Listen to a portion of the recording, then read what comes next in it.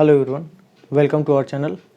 आज हम देखेंगे एक्सरसाइज 5.1 अर्थमेटिक प्रोग्रेशन मतलब समांतर श्रेणी। ठीक है, इसको हिंदी में हम लोग समांतर श्रेणी के नाम से जानते हैं और इसको शॉर्टकट में हम लोग एपी से भी रिप्रेजेंट करते हैं। ठीक है, तो ये चैप्टर 5 का टॉपिक है। अब चैप्टर 5 मतलब अर्थमेटिक प्रोग्रेशन का हमने इंट्रोडक्शन का पूरा वीडियो बता दिया है इसके पिछले वीडियो में। उसकी लिंक आपको डिस्क्रिप्शन में मिल जाएगी, आप जाके वहाँ से देख लीजिएगा। अब हम लोग एक्सरसाइज 5.1 का फर्स्ट क्वेश्चन देखते हैं, इसको हम लोग कैसे सॉल्व करेंगे। ठीक है, तो फर्स्ट क्वेश्चन है कि निम्नलिखित स्थितियों में से किन स्थितियों में संबद्ध संख्याओं की सूची समांतर श्रेणी में है। इसका मतलब जब हम लोग क्वेश्चन को सॉल्व करेंगे तो बहुत सारे नंबर आएंगे और वो किसी न किसी ऑर्डर में होंगे और हमें देख करके बताना है कि क्या वो अर्थमेटिक प्रोग्रेशन है, समांतर श्रेणी है कि नहीं है। ठीक है, तो इसमें हमारा पहले का फर्स्ट क्वेश्चन है कि प्रत्येक किलोमीटर के बाद टैक्सी का किराया, जबकि प्रथम किलोमीटर के लिए किराया 15 रुपये है और प्रत्येक अतिरिक्त किलोमीटर के लिए किराया 8 रुपये है। इसका मतलब हम लोग को देखना क्या है कि यहाँ पर अगर मान लेते हैं कि कोई टैक्सी है, ठीक है ना, और ये अगर चलती है तो 1 किलोमीटर अगर पहली बार चलेगी तो इसके लिए हमको कितना देना है, पहले 15 रुपये देना है। इसके बाद अब जितना किलोमीटर चलेगी हर किलोमीटर के हिसाब से हम लोग को 8 रुपये उसको देते जाना है। इसका मतलब इसके बाद अगर हम लोग का अगला चलेगा तो 15 रुपये तो ये फिक्स चार्ज जो देना होगा, ये 1 किलोमीटर के लिए हो चुका है। अगले किलोमीटर के लिए अगले को लिख सकते हैं 1 + 1 किलोमीटर और चलना पड़ेगा, तो पहले 1 किलोमीटर के लिए 15 रुपये देना पड़ेगा और इसके बाद के लिए कह रहा है कि हर बार कितना रुपये देना है, 8 रुपये देना है। ठीक है, इसका मतलब दूसरे किलोमीटर के लिए जब हम लोग जोड़ेंगे तो इसमें 8 रुपये और ऐड कर देंगे तो वो अगला निकलेगा। ठीक है, इसके बाद अगर तीसरे किलोमीटर की बात करेंगे तो 1 + 1 + 1, इसका मतलब तीनों को जोड़ेंगे 3 किलोमीटर होगा। पहले किलोमीटर के लिए कितना देना था, 15 रुपये। इसके बाद के किलोमीटर के लिए 8 रुपये। इसके बाद 1 किलोमीटर और जाएंगे तो 8 रुपये और देना पड़ेगा। ठीक है ना, इस तरीके से जैसे जैसे हम लोग किलोमीटर में बढ़ते जाएंगे उस हिसाब से हम लोग को पैसा यहाँ पे देना पड़ेगा। तो यहाँ पे पहली बार उसको देना पड़ रहा है 15 रुपये। ठीक है, यहाँ पे उसको देना पड़ रहा है कितना, 15 और 8 मिल करके 23 रुपये। यहाँ पर देना पड़ रहा है उसको 8 दूना के 16 और 15 हो जाएगा 31 रुपये। ठीक है, तो हमने क्या देखा कि 15 में 8 जोड़ने पर हम लोग को 23 मिल रहा है, 23 में 8 जोड़ने पर हम लोग को 31 मिल रहा है। इसका मतलब इसके अगले किलोमीटर अगर हम लोग को जाना होगा तो हमको 8 रुपये और इसमें ऐड करके तब लिखना पड़ेगा। तो इसके बाद का होगा कितना, तो 31 में 8 जोड़ देंगे, हो जाएगा 39 रुपये। ठीक है, और इस तरीके से हम लोग और आगे 8 जोड़ करके इनके आने वाले नंबर्स को क्या कर सकते हैं, लिख सकते हैं। ठीक है, तो इस तरीके से हम लोग 8 जोड़ करके लिख सकते हैं। तो हमने देखा क्या कि इसके पिछले वीडियो में हमने बताया था एपी का जनरल फॉर्म। ठीक है ना, एपी का कौन सा form, general form. General form में होता क्या था कि इसमें इनके टर्म्स होते थे। मान लेते हैं A1 के बाद A2 है, इसके बाद A3 है, इसके बाद A4 है और इस तरीके से लिखते हुए हम लोग इसके nth टर्म तक पहुंच रहे थे। ठीक है ना, तो हम लोग A1 को लिख रहे थे प्रथम पद ए के रूप में, इसको लिख रहे थे ए में उसका सार्व अंतर डी जोड़ देने पर, इसको लिख रहे थे a + 2d। ठीक है, तो जनरल फॉर्म में हम लोग कर क्या रहे थे, प्रथम पद, फिर अगले पद को लिखने के लिए प्रथम पद में उसका सार्वंतर जोड़ रहे थे, फिर इसके अगले पद में फिर इसी में हम लोग एक और डी जोड़ देते थे तो हो जाता था a + 2d। यही उसका जनरल फॉर्म था। उस हिसाब से हम लोग देख रहे हैं कि ये हमारा a है, ये क्या है, डी है, मिलाइए ए और डी है। इसका मतलब इसको हम लोग क्या लिख सकते थे, 15 + 2 × 8। ठीक है ना, इसका मतलब ये 15 में 8 जोड़ने पर 23 मिला, में 8 जोड़ने पर 31 मिला, इसमें 8 जोड़ने पर 39 मिला। इस तरीके से बहुत सारी संख्याएं हो सकती हैं। इसका मतलब हम कहेंगे कि चूँकि दी गई इस सूची में a बराबर है 15 और d बराबर है 8, क्योंकि d हर जगह आपस में बराबर आ रहा है, तो समांतर श्रेणी के लिए हम लोग यही पढ़े थे कि उसका सार्व अंतर हर जगह क्या होना चाहिए, बराबर होना चाहिए। तो सार्व अंतर हर जगह बराबर है, अतः ये जो हम लोग का क्वेश्चन है वो एपी में है। ठीक है ना, तो कह देंगे दी गई सूची 15, 23, 31, 39, इस तरीके से हम लोग आगे भी लिख सकते थे।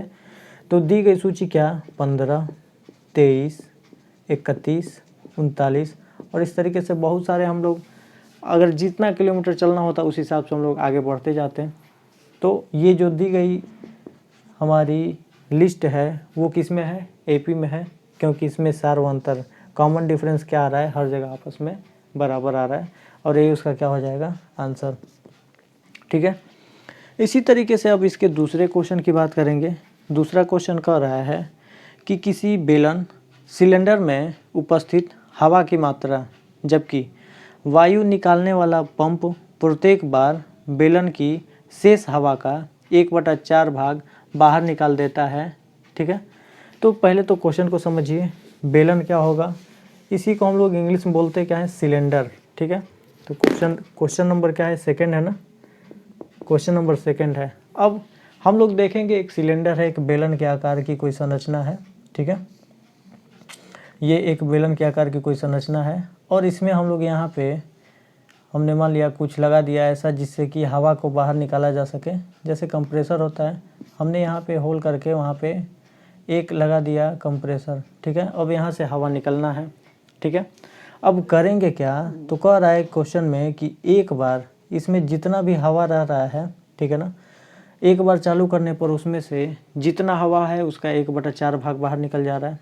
अब अगर कहेंगे इस पूरे टंकी में 100% अगर एयर है तो एक बार अगर इसको खोलेंगे तो उसका कितना निकलेगा, तो 100 का 1/4 भाग बाहर निकलेगा। तो 100 का 1/4 निकालेंगे और उसको निकालने के बाद फिर 100 में से माइनस करेंगे तो वो बचा हुआ भाग निकलेगा। इसका मतलब ये हो जाएगा 100 माइनस इससे कटा देंगे तो ये 25। इसका मतलब एक बार खोलने पर उसमें 1/4 भाग बाहर निकल गया तो शेष भाग बचा कितना, 75%। ठीक है, अब फिर अगली बार देखेंगे कि 75% का भी एक बार और अगर खोल देते हैं तो 75% का भी 1/4 भाग बाहर निकल जाएगा। फिर इसको आगे तब सॉल्व करेंगे, तो इसको जब सॉल्व करेंगे तो फिर 75 में से घटा लेंगे। ठीक है, और वो कितना होगा, तो 75 में से हम लोग 75/4 को घटा करके देख लेंगे। ठीक है, वो कितने का बराबर होगा, तो लिख लेंगे 75/4। इसका एलसीएम कितना आएगा, तो 75 से 4 में गुणा कर दीजिए, ये हो जाएगा 300 माइनस 75/4। अब 300 में से 75 को माइनस कर देंगे, ये हो जाएगा 225/4। अब जो बचेगा वो उसका क्या बन जाएगा, भाग बन जाएगा। ठीक है ना, इसका मतलब 25% 225/4 भाग उसका हवा बचा है, वो शेष हवा है। उसी तरीके से अब हमको क्वेश्चन में कह तो नहीं रहा है कि सिलेंडर में कितनी हवा है, बस ये कह रहा है कि इसमें जितनी हवा है एक बार खोलने पर वायु वाला जो पंप हम लोग एक बार खोल रहे हैं तो 1/4 भाग बाहर निकल जा रहा है। तो इसके लिए तब हमको मानना पड़ेगा क्वेश्चन में कि सिलेंडर में कितनी हवा है। हमको जब नहीं मालूम है तो क्या मान लेंगे, x मान लेंगे। तो लिखेंगे माना कि बेलन में उपस्थित हवा x है, मतलब उसमें x% हवा है। ठीक है ना, अब तो कह रहे हैं कि एक बार अगर खोलते हैं, अगर एक बार वाल्व को क्या कर दे रहे हैं खोलने पर, तो लिख लेंगे एक बार खोलने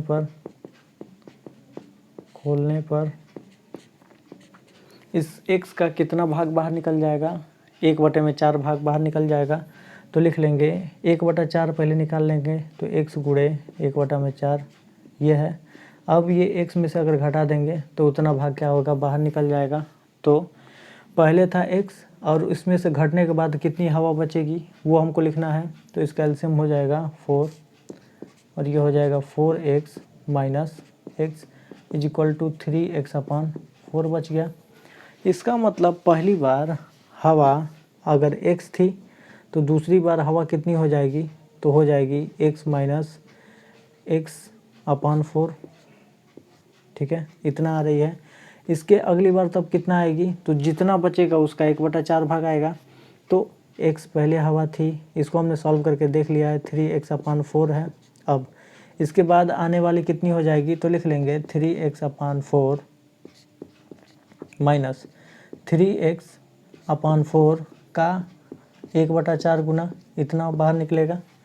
इसका मतलब यहाँ से हम लोग जब इसको सॉल्व करेंगे तो ये हमारा आ जाएगा पूरे कैल्शियम 16, और यहाँ से हमारा आएगा 3x और 3 चौके 12 हो जाएगा। आप इसको लिख लीजिए 12x, आप इसको सॉल्व करके देख लीजिएगा, ठीक है। तो 12x, क्योंकि 4 से 16 कटेगा 4 बार में, और 4 बार में कटेगा तो 4 से 3 में गुणा करेंगे, 4 3 12x हो जाएगा। माइनस का साइन इसलिए माइनस, और यहाँ पे बचेगा कितना 3x। अब जब हम लोग इसको सॉल्व करेंगे तो ये x का x ऐसे ही, 3x/4 ऐसे ही, और इसको जब सॉल्व करेंगे तो 12 में से 3 को घटा देंगे तो ये हो जाएगा 9x/4, ठीक है। तो हम लोग देख रहे हैं कि इसके बारी बारी से आने वाले पद, ये हमारा प्रथम पद है a1 है, ये हमारा a2 है, ये हमारा a3 है। इसके बाद आने वाले बहुत से पद होंगे, लेकिन हमको बस ये बताना है कि क्या ये AP में है कि नहीं है। तो AP में होने के लिए क्या शर्त है, AP में होने के लिए शर्त ये है कि जो उसका सर्वांतर हो, D की वैल्यू हो, वो हर बार आपस में बराबर होना चाहिए। इसका मतलब इसके अगले पद में से पिछले पद को घटाने पर जितना आए, तो यहाँ से D की वैल्यू निकालते हैं, तो D बराबर लिख लेंगे A2 माइनस A1, और इसको चेक करेंगे ये कितने का बराबर आएगा। तो ये आना चाहिए, चलिए पहले इसको लिख लेते हैं। तो ये हमारा आएगा A2 माइनस A1 करेंगे तो A2 कितना है 3x/4 में से जब x को माइनस करेंगे तो ये टोटल बचेगा कितना, तो ये हो जाएगा -x/4, ठीक है। D की वैल्यू 1 निकली। अब हम लोग दूसरी बार अगर D की वैल्यू को निकालना चाहते हैं तो करेंगे क्या, तो हम लोग लिख लेंगे D की वैल्यू ऐसे भी निकाल सकते हैं, A3 में से A2 को घटाने पर आनी चाहिए, तो A3 में से A2 को आप माइनस कर दीजिए। A3 था 9x/4, इसको सॉल्व करने पे ये हमारा 16 होना चाहिए, ठीक है ना। ये गलत हुआ है क्योंकि एलसीएम इसका 16 था, तो 9x/16 माइनस A2 कितना है, तो 3x/4 है। जब हम लोग इसको सॉल्व करेंगे तो ये हमारा मिलेगा कितना, एलसीएम इसका 16 मिलेगा। अब ये हमारा आएगा 9x माइनस, अब 4 से 16 कटेगा 4 बार में, और इसमें से घटाएंगे तो ये हो जाएगा 12x, और जब इसको सॉल्व करेंगे तो ये हो जाएगा 12x में से 9x घटेगा तो -3x/16। हमने देखा कि इसमें सार्वअंतर जो इसका है ये -x/4, ये बराबर नहीं है -3x/16 के। इसका मतलब जब इसका सार्वअंतर बराबर नहीं है तो कहेंगे A2 माइनस A1 की वैल्यू बराबर नहीं है A3 माइनस A2 के वैल्यू के। तो जब इसमें सार्वअंतर ही इसका बराबर नहीं है, इसलिए दी गई जो लिस्ट है वो AP में नहीं होगी। तो लिख देंगे अतः संख्याओं का या फिर इनके गैस की जो मात्रा है वो AP में नहीं है, ठीक है ना। तो AP नहीं होगी, AP नहीं है, ठीक है। समझ में आया क्यों नहीं है, और यही हो जाएगा उसका आंसर। इसी तरीके से अब हम लोग इसके तीसरे क्वेश्चन पे चलते हैं।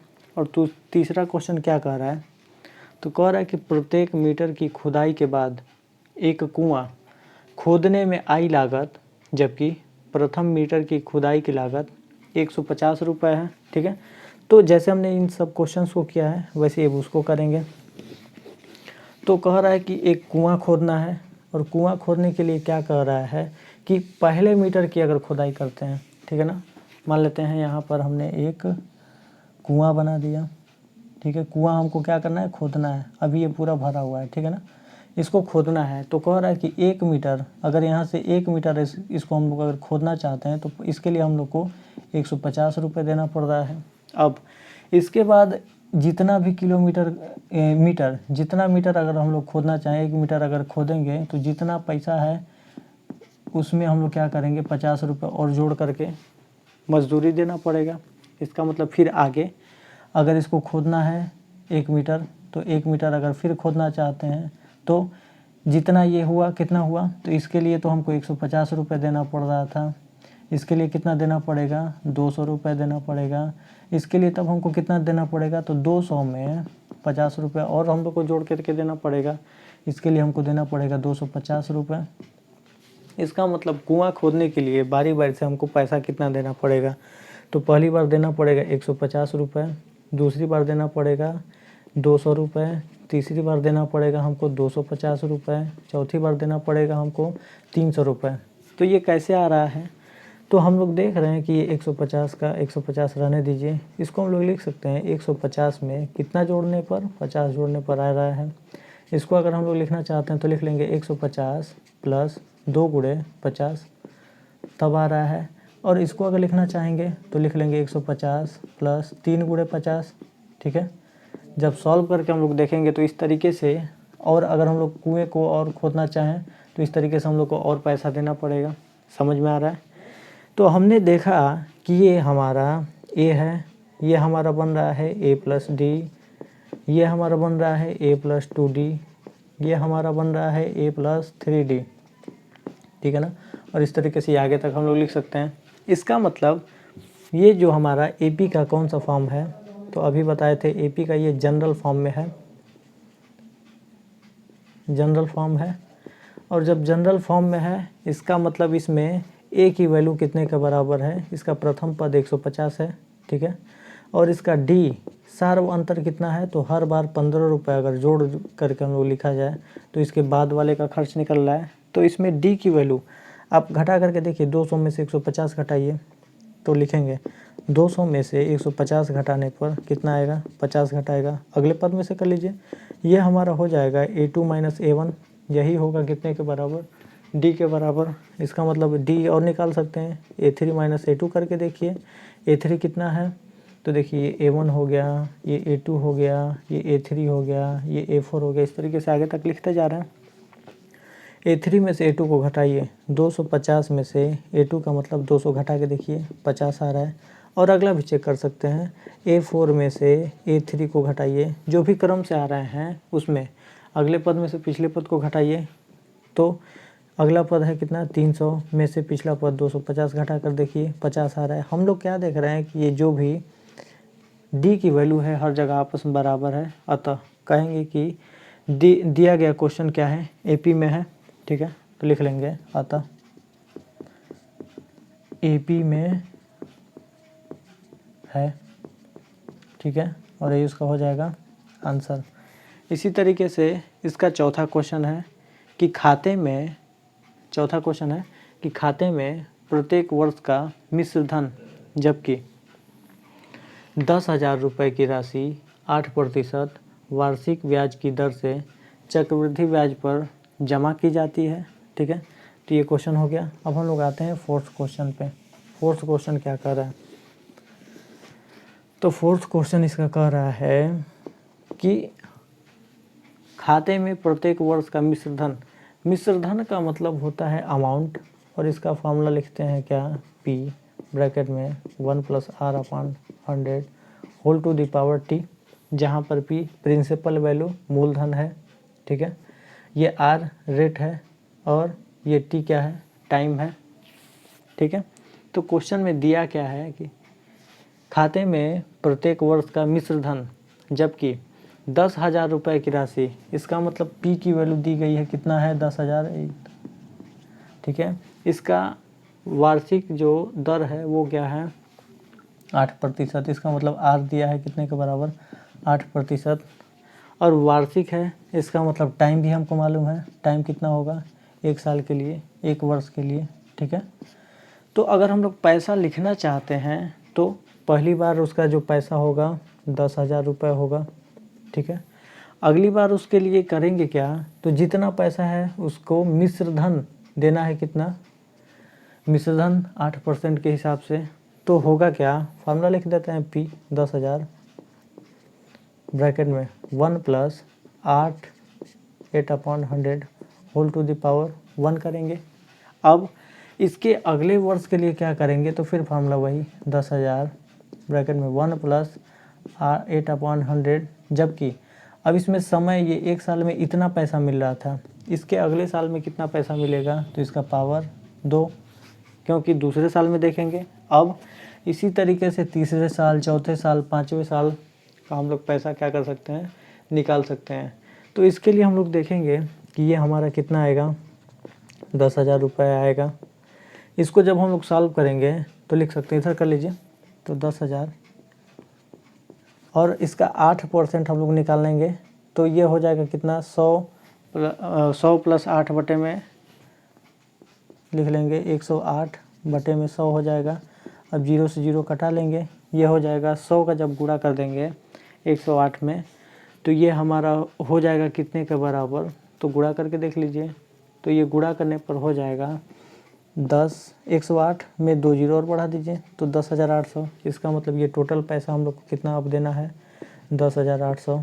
फिर इसमें इसके लिए जब हम लोग सॉल्व करेंगे तो लिख लेंगे, इसको मिटा देते हैं, 10,000 गुणे, इसको जब हम लोग सॉल्व करेंगे तो ये 108 बटे में अभी 100 लिखे थे, जबकि पावर कितना है 2, इसका मतलब इसको 2 बार लिख लेंगे 108 बटे में 100।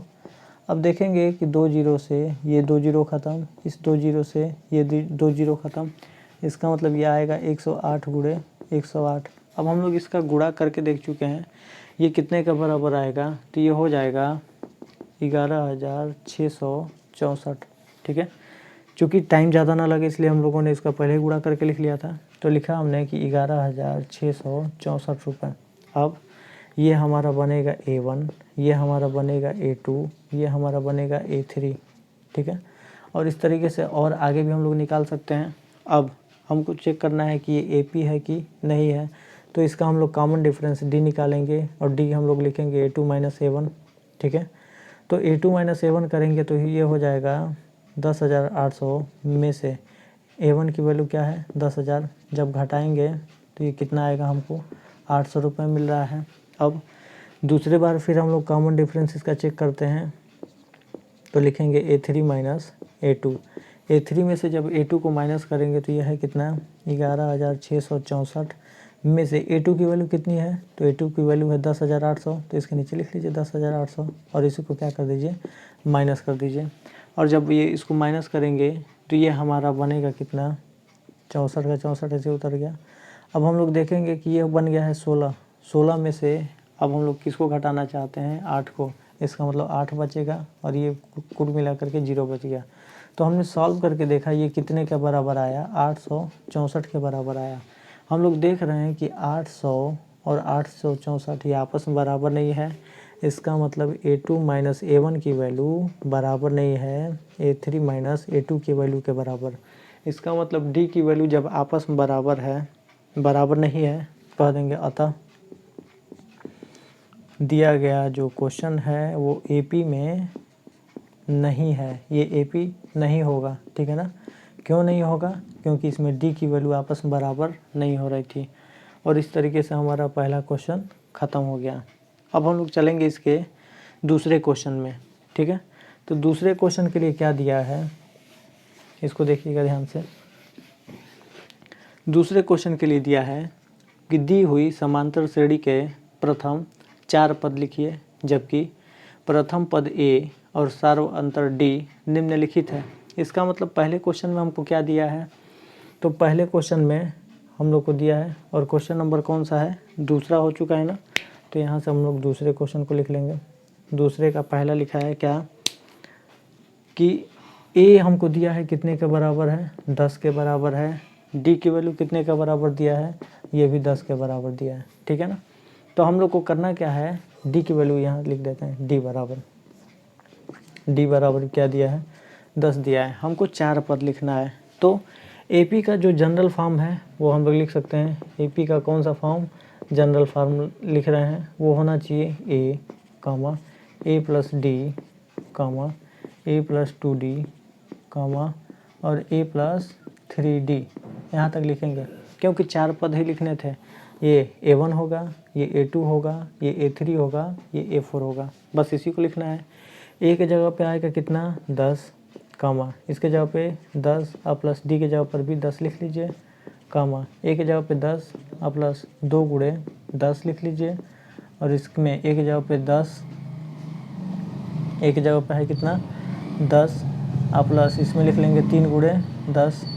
अब ये हमारा तो 10 का 10 आएगा, 10 में 10 जोड़ देंगे, ये हमारा 20 आएगा। इसमें 10 दूना के 20, 10 30 आएगा, और 3 दहा में 30 और 10 40 आएगा। इसका मतलब ये जो हमारा AP है वो कितना होगा, तो 10, 20, 30 और 40, क्योंकि कहा था हमसे कि इसके केवल 4 पद ज्ञात कीजिए। तो उनके 4 पद क्या होंगे, 10 होगा, इसके बाद 20 होगा, इसके बाद 30 होगा, इसके बाद 40 होगा, क्योंकि इसमें जो हम लोग का कॉमन डिफरेंस है वो क्या है, 10 के बराबर है। देखिए हम लोग का इसमें कॉमन डिफरेंस क्या है, 10 के बराबर है। इसका मतलब इसके A में हमने 10 जोड़ के देखा 20 आया, 20 में हमने 10 जोड़ के देखा 30 आया, 30 में 10 जोड़ के देखा 40 आया। ठीक है, तो इसके पहले वाले पद में एक फिक्स नंबर हम लोग क्या करते जा रहे हैं, जोड़ते जा रहे हैं, और जोड़ने पर जो हमें मिल रहा है वो क्या है, AP में है, और ये पहले से दिया था कि ये AP में है, तो उसके 4 पद ज्ञात कीजिए। इसी तरीके से इसमें 5 क्वेश्चन है। ठीक है, पहला हमने कर लिया, इसका दूसरा देखते हैं। दूसरा में क्या दिया है, ये था पहला। दूसरा में दिया है कि A की वैल्यू है कितने के बराबर, -2 के बराबर, और D की वैल्यू है कितने के बराबर, 0 के बराबर। जब D 0 के बराबर है तो फिर हम लोग उसी फार्मूले में बस वैल्यू पुट करिए, A के जगह पर रखेंगे क्या, तो हो जाएगा -2। अब -2 प्लस D के जगह पर क्या रखना है, 0, फिर -2 प्लस 2 गुणे कर लेंगे 0, और आगे आएगा -2 प्लस 3 गुणे हो जाएगा 0। बस हम लोग इसी के जनरल फार्मूले में क्या करते हैं, वैल्यू पुट कर दिए हैं। ठीक है ना, तो ये आएगा -2, -2 में 0 जोड़ेंगे, यह भी -2 आएगा। अब ये होगी टोटल वैल्यू 0, तो अभी भी ये -2 आएगा, और ये भी होगी 0, तो ये हमारा -2 आएगा।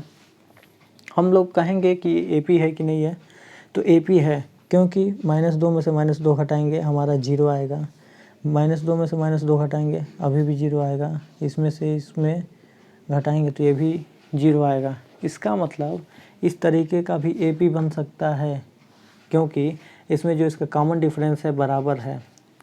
तो यहाँ से एक चीज़ और हमको जानने को मिली कि D की वैल्यू क्या क्या हो सकती है, 0 हो सकती है। ठीक है, जो उसका कॉमन डिफरेंस है 0 हो सकता है, और D की वैल्यू पॉजिटिव भी हो सकती है, और D की वैल्यू क्या हो सकती है, निगेटिव भी हो सकती है। तो D की वैल्यू तीनों हो सकती है, 0 भी हो सकती है किसी क्वेश्चन के लिए, किसी क्वेश्चन के लिए पॉजिटिव होगी, और किसी क्वेश्चन के लिए निगेटिव होगी। अब इस तरीके से बाकी के 3 क्वेश्चन बच रहे हैं, उसको आप अपने से कर लीजिएगा। क्वेश्चन हम यहाँ पर नोट कर देते हैं, आप लोग अपने से कर लीजिएगा। क्वेश्चन है तीसरा कि A कितना है, 4, A बराबर 4 है, और D बराबर क्या है, -3 है। तो जैसे इसको किए हैं सेम उसी जनरल फॉर्म में वैल्यू पुट कर देंगे। इसका आंसर निकाल लीजिएगा, 4 वैल्यू बतानी थी, 4 वैल्यू इस फॉर्मूले में रख के निकाल लीजिएगा। चौथा क्वेश्चन है कि A की वैल्यू -1 और D की वैल्यू कितनी हो जाएगी, 1/2। और लास्ट क्वेश्चन पाँचवा हो जाएगा कि A की वैल्यू हो जाएगी -1.25, और D की वैल्यू हो जाएगी 0.25, -0.25 है। इस तरीके से हमारा दूसरा क्वेश्चन भी ख़त्म हो गया। अब हम लोग देखेंगे इसके तीसरे क्वेश्चन को। क्वेश्चन नंबर 3 है कि निम्नलिखित में से प्रत्येक समांतर श्रेणी के लिए प्रथम पद तथा सार्व अंतर लिखिए। ठीक है ना, तो थर्ड क्वेश्चन में हम लोग को करना क्या है, प्रथम पद बताना है। प्रथम पद मतलब A की वैल्यू बताइए और D की वैल्यू बताइए, सार्व अंतर दोनों बताना है, A क्या होगा और D क्या होगा। तो किसी भी श्रेणी के लिए वही उसका क्या बन जाएगा, ये प्रथम पद बन जाएगा। इसका मतलब यहाँ से A की वैल्यू को हम लोग क्या लिख सकते हैं, 3 के बराबर लिख सकते हैं, और इसके अगले पद में से क्या कर दीजिए, इसके पिछले पद को माइनस कर दीजिए, वही क्या हो जाएगा, उसका सार्व अंतर हो जाएगा। तो D निकालने के लिए हम लोग करेंगे क्या, चलिए A = 3 हमने निकाल लिया, तो लिख लिया कि A = कितने के बराबर है, 3 हो गया। ये हमने A निकाल लिया। अब हमको क्या निकालना है, D निकालना है। तो D निकालने के लिए क्या करेंगे, 1 में से 3 को माइनस करके देखिए, तो लिखेंगे 1 - 3, ये किसकी वैल्यू होगी, D की वैल्यू होगी। अब 1 में से 3 को माइनस करेंगे तो ये होगा -2। और अगर आगे भी हम लोग को चेक करना चाहते हैं कि इसमें से इसको तो घटा करके देख लीजिए, तो D निकालने के लिए करेंगे क्या, A3 में से A2 को माइनस करिए, A3 है -1, अब फिर हम लोग को माइनस करना है 1। इसका मतलब इसको भी जब सॉल्व करेंगे तो -2 आएगा। इसका मतलब हमने जब सॉल्व किया तो A की वैल्यू 3 आई और D की वैल्यू हो गई -2, और यही हमसे क्वेश्चन में क्या कर रहा था, पूछ रहा था। तो इस तरीके से इसका ये पहले का क्या हो गया, आंसर हो गया। सेम प्रोसेस से इसमें हम लोग डायरेक्ट कर सकते हैं, ए की वैल्यू है कितने के बराबर, -5, तो लिख लेंगे ए इक्वल टू है -5। अब हमको डी बताना है। डी बताने के लिए हम लोग कह रहे थे क्या कि ये हमारा जब प्रथम पद है तो इसको A1, इसको A2, इसको A3, इसको A4 के रूप में लिख सकते हैं। अब डी निकालने के लिए हम लोग करते क्या हैं, तो ये ए है, क्लियर है। अब डी बराबर हमको निकालना चाहते हैं तो लिखेंगे A2 - A1 लिखेंगे, और A2 कितना है तो -1 माइनस, और देखिए A2 - A1 करना है, जबकि A1 हमारा -5 पहले से है। जब हम लोग इसको सॉल्व करेंगे तो -1 और माइनस माइनस मिल के ये हो जाएगा 5, और जब हम लोग इसको सॉल्व करेंगे तो ये कितने का बराबर आएगा, 4 के बराबर आएगा। तो डी की वैल्यू हमारी कितनी आ जाएगी, 4 हो जाएगी। तो यहाँ से इसका हम लोग दूसरा क्वेश्चन भी कर सकते हैं, ये इसका आंसर है। तो क्वेश्चन बहुत आसान है, ठीक है ना। तीसरा क्वेश्चन बहुत आसान है। इसी तरीके से इसमें 2 क्वेश्चन और थे, उसको आप अपने से कर लीजिएगा, ठीक है। उसको हम यहाँ पे लिख देते हैं। तो तीसरा क्वेश्चन इसी का हम लोग लिख देते हैं, क्या है। तो तीसरा क्वेश्चन है कि 1/3, तीसरा क्वेश्चन है 1/3, 5/3, इसके बाद है 9/3, 13/3, और इस तरीके से ये आगे बढ़ रहा है। चलिए इसको सॉल्व भी कर देते हैं। अब आपसे अगर पूछा जाए ए की वैल्यू बताइए, तो आप तुरंत कहेंगे ए की वैल्यू कितने के बराबर है, तो ए की वैल्यू 1/3 के बराबर है, यही ए हो गया। तो लिख लेंगे ए की वैल्यू हो गई 1/3। और हमसे अगर पूछेगा डी की वैल्यू बताइए, तो बस 5/3 में से 1/3 को माइनस कर दिए, इसके अगले पद में से इसके पिछले पद को क्या कर दीजिए, माइनस कर दीजिए, वही उसका डी का मान निकलेगा। तो एलसीएम इसका हो जाएगा 3, यह हो जाएगा 5 - 1, जब सॉल्व करेंगे तो ये हो जाएगा 4/3। तो यहाँ से हमने देखा डी की वैल्यू कितने के बराबर आ रही है, तो 4/3 के बराबर आ रही है। तब हम लोग लिख सकते हैं इस क्वेश्चन के लिए कि डी की वैल्यू कितनी है, 4/3 है। आप और भी चेक कर सकते थे, इसके 9/3 में से 5/3 को माइनस करके चेक कर सकते थे। और इसका चौथा क्वेश्चन है कि 0.6, 1.7, 2.8, 3.9, और इस तरीके से ये टर्म आगे बढ़ती जा रही है। तो अब आप देख करके बता सकते हैं कि ये टोटल वैल्यू हमारी ए है, तो ए डायरेक्ट लिख लीजिए कितना, 0.6। अब हमको डी लिखना है, डी इक्वल टू कितना होगा, तो 1.7 - 0.6 होगा। आप इसको ऐसे भी लिख सकते हैं क्या, 1.7/0.6। अब इसको क्या कर दीजिए, बस माइनस कर दीजिए। तो 7 में से जब 1 को माइनस करेंगे तो ये 7 में से 6 को माइनस करेंगे तो ये 1 आएगा, और 1 में से 0 को माइनस करेंगे ये 1 आ जाएगा। इसका मतलब डी की वैल्यू कितनी आ जाएगी, 1.1 हो जाएगा इस क्वेश्चन के लिए। तो इस तरीके से हमारा तीसरा क्वेश्चन भी ख़त्म हो गया। अब चलते हैं इसके चौथे क्वेश्चन पे। क्वेश्चन नंबर 4 है, निम्नलिखित में से कौन कौन समांतर श्रेणी है। तो पहले तो चेक करके बताना पड़ेगा कि समांतर श्रेणी है कि नहीं है। तो समांतर श्रेणी होने के लिए उसमें उसका सार्वअंतर क्या होना चाहिए, हर बार आपस में बराबर होने चाहिए। इसका मतलब अगले पद में से पिछले पद को घटाने पर उसका सार्वअंतर आपस में बराबर होना चाहिए। और यदि कोई समांतर श्रेणी है तो इसका सार्वअंतर ज्ञात कीजिए। तो जब समांतर श्रेणी होगा तो सार्वअंतर तो हम लोग पहले निकालेंगे, सार्वअंतर ज्ञात कर लेंगे। और इनके 3 और पद लिखिए, हमको 3 पद और लिखना पड़ेगा। इसका मतलब अगर कोई समांतर श्रेणी होगा तो 3 पद और लिखने के लिए हम लोग को ए मालूम होना चाहिए, फिर इसका अगला पद के लिए निकालने के लिए हम लोग को डी मालूम होना चाहिए। तब हम लोग उसको लिख सकते हैं a + d, ये हमारा दूसरा पद हो जाएगा, और a + 2d ये हमारा हो जाएगा तीसरा पद। तो हमको 3 पद और निकालने थे, ये हमारा होगा a1 प्रथम पद, ये हो जाएगा a2 द्वितीय पद, और ये हो जाएगा a3 तृतीय पद। इसका मतलब a1 a2 a3 की वैल्यू हमको निकालनी है। तो पहले तो इसको चेक करना है कि ये AP में है कि नहीं है। तो AP में होने के लिए हम लोग देखेंगे, ये हमारा A1 है, ये A2 है, ये A3 है, ये A4 है। तो सबसे पहले चेक करने के लिए हम लोग डी की वैल्यू निकालेंगे, और डी निकालने के लिए हम लोग फार्मूला जानते हैं कि A2 में से A1 घटाने पर जितना आए वही मान A3 में से A2 घटाने पर आना चाहिए। ठीक है, इसको पहले चेक करेंगे। तो A2 कितना है 4 माइनस A1 कितना था 2। अब 4 में से 2 को माइनस किया, ये हमारा 2 आ रहा है, जबकि A3 था 8 माइनस A2 था कितने के बराबर 4 के बराबर, और 8 में से जब 4 को माइनस करेंगे तो ये 4 आ रहा है। हम लोग देखेंगे कि 2 कभी बराबर नहीं होता है 4 के। इसका मतलब कह सकते हैं कि A2 माइनस A1 की वैल्यू बराबर नहीं है A3 माइनस A2 के, और जब बराबर नहीं है तो कह देंगे कि अतः दी गई जो श्रेणी है समांतर श्रेणी नहीं है। तो लिख लेंगे AP नहीं है।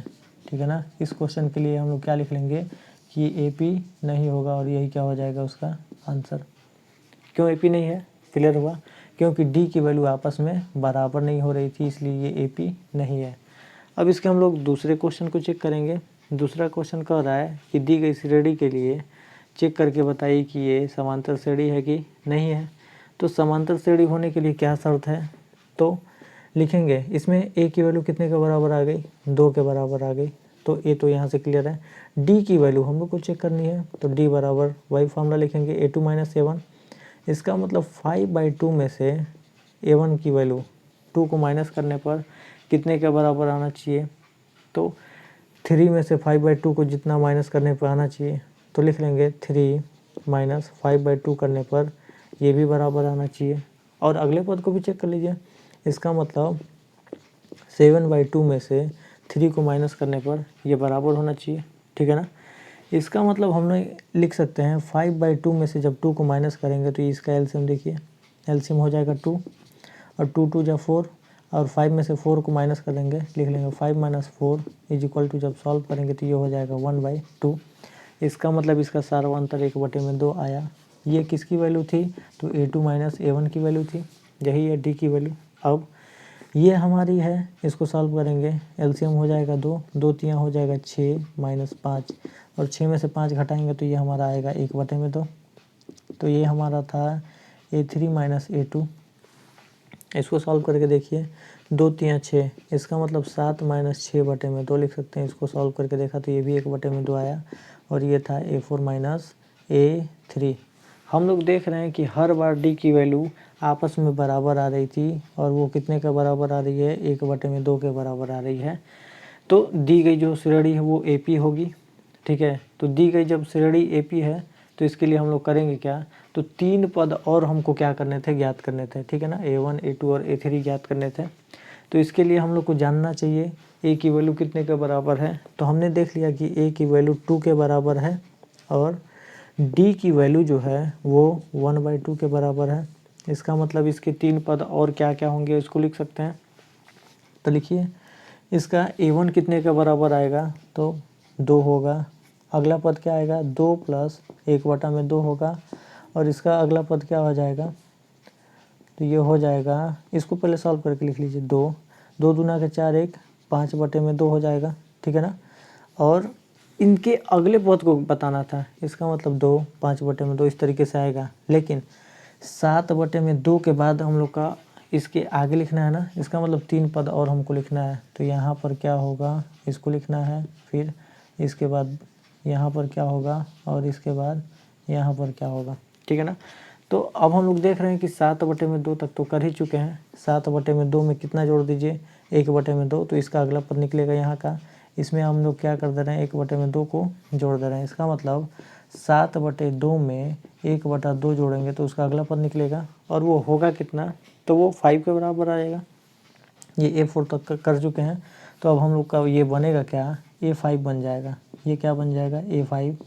तो A6 और A7 हमको बताना था।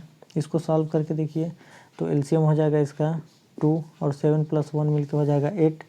और जब हम लोग 8/2 को सॉल्व करेंगे तो 2 से 8 कटेगा 4 बार में। इसका मतलब यहाँ पे आएगा हमारा 4।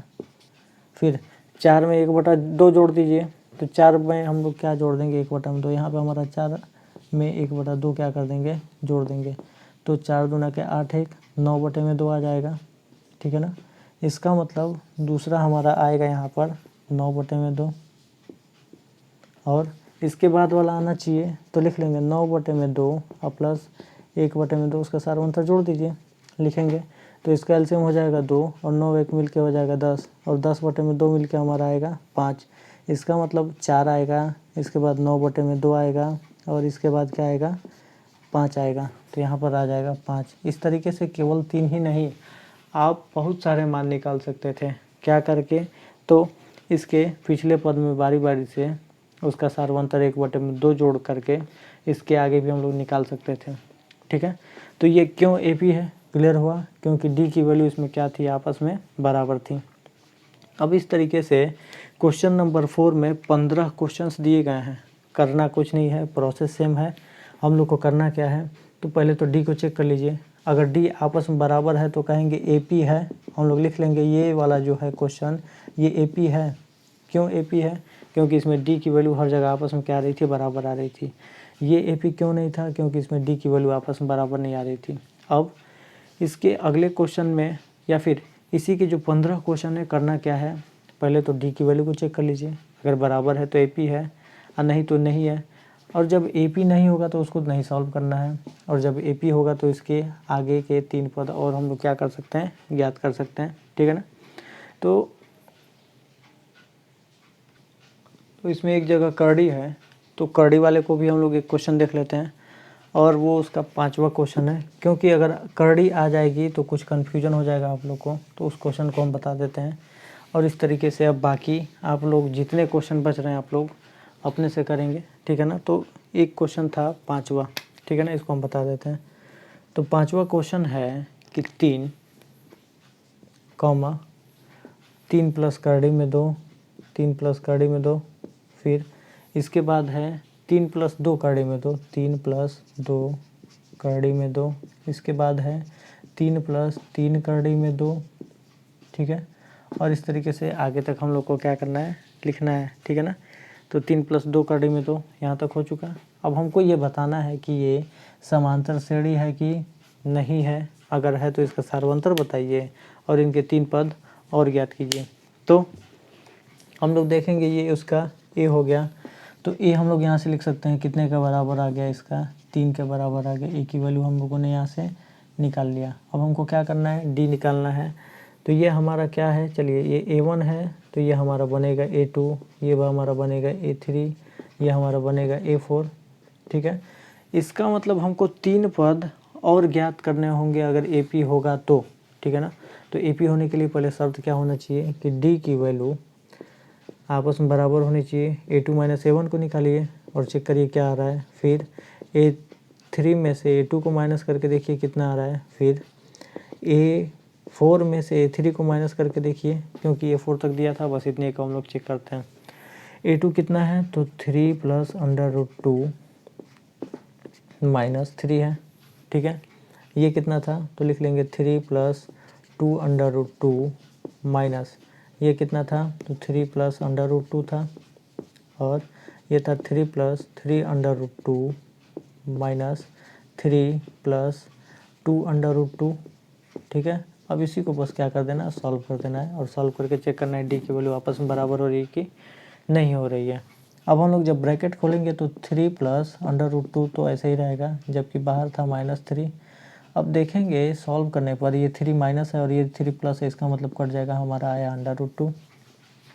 इसके अगले टर्म को देखेंगे तो ये कितने का बराबर आना चाहिए, तो जब ब्रैकेट खोलेंगे तो 3 प्लस 2 √2 तो रहेगा, जबकि माइनस से जब ब्रैकेट में गुणा करेंगे तो ये -3 और माइनस √2 हो जाएगा। और जब हम लोग सॉल्व करेंगे तो -3 से +3 कट जाएगा, और ये 2 बार √2 है, ये 1 बार √2 है, और 2 बार √2 में से 1 बार √2 माइनस करेंगे तो √2 बचेगा। इसको भी हमने सॉल्व करके देखा, डी की वैल्यू आपस में बराबर आई। तीसरे वाले को चेक कर लेते हैं, तो लिखेंगे 3 प्लस 3 √2, और जब माइनस से ब्रैकेट में गुणा करेंगे तो -3 और -2 √2 आया। ये 3 से 3 क्या हो जाएगा, कट जाएगा। ये 3 बार था और ये 2 बार था, 3 में से 2 बार घटा देंगे तो आएगा 1 बार, इसका मतलब कड़ी में 2। हमने क्या देखा कि इसका सार्वंतर हर जगह आपस में बराबर है, और वो कितने के बराबर है, कड़ी में 2 के बराबर है। तो यहाँ से क्लियर हुआ। तो हम लोग को कितना पद लिखना था, तो डी तो हमको क्लियर हो गया कि √2 है। अब इसके बाद आने वाले और अगले टर्म्स को क्या करते जाएंगे, लिखते जाएंगे। तो इसके अगले टर्म को अब यहाँ पे हम लोग को क्या करते जाना है, लिखते जाना है। तो पहला पद, 3 पद और लिखने थे ना, देखिए यहाँ पे लिखा है 3 और पद लिखिए, और तीसरा हम लोग यहाँ पर लिख लेंगे। तो देखिए हमारा कहाँ तक हो चुका है, तो 3 + 3 √2 तक हो चुका है। अब इसमें हम लोग ऐड कर देते हैं √2, तो हमारा अगला पद निकलेगा, और बस इसी को जोड़ करके दिखाइए। तो ये 3 बार है, ये 1 बार है, मिलके हो जाएगा 3 का 3 ऐसे ही, और 3 1 मिलके 4 कड़ी में 2। इसका मतलब यहाँ आएगा 3 + 4 कड़ी में 2 अगला पद। इसके बाद वाला इसी में आप क्या कर दीजिए, 1 कड़ी में 2 और जोड़ दीजिए, तो 4 और 1 मिलके 5 हो जाएगा। तो लिख लेंगे 3 + 5 कड़ी में 2। इसका अगला लिख लेंगे तो 3 + 6 कड़ी में 2, और इसी तरीके से 3 पद और निकाल सकते हैं। इस तरीके से हमने देखा कि एक्सरसाइज 5.1 के चौथे क्वेश्चन के जितने क्वेश्चन बच रहे हैं वो आप लोग अपने से कर लेंगे, और करना कुछ नहीं है, डी की वैल्यू निकालना है। अब अगर डी की वैल्यू आपस में बराबर है तो कह देंगे कि दी गई जो श्रेणी है वो एपी है, ठीक है। और जब एपी होगी तो आपको करना क्या है, इसके आगे के 3 पद और निकाल देंगे। कैसे, तो इसमें उसका जो सार्वंतर आया है, कितना आया है कड़ी में 2, उसको जोड़ करके इसमें इसका सार्वंतर कड़ी में 2 जोड़ दीजिए। इसको लाना है तो इसको लाने के लिए इसमें सार्वंतर कड़ी में 2 जोड़ करके लिख दीजिए। और इस तरीके से हमारा ये एक्सरसाइज 5.1 ख़त्म हुआ। अगले वीडियो में हम लोग एक्सरसाइज 5.2 को देखेंगे। धन्यवाद।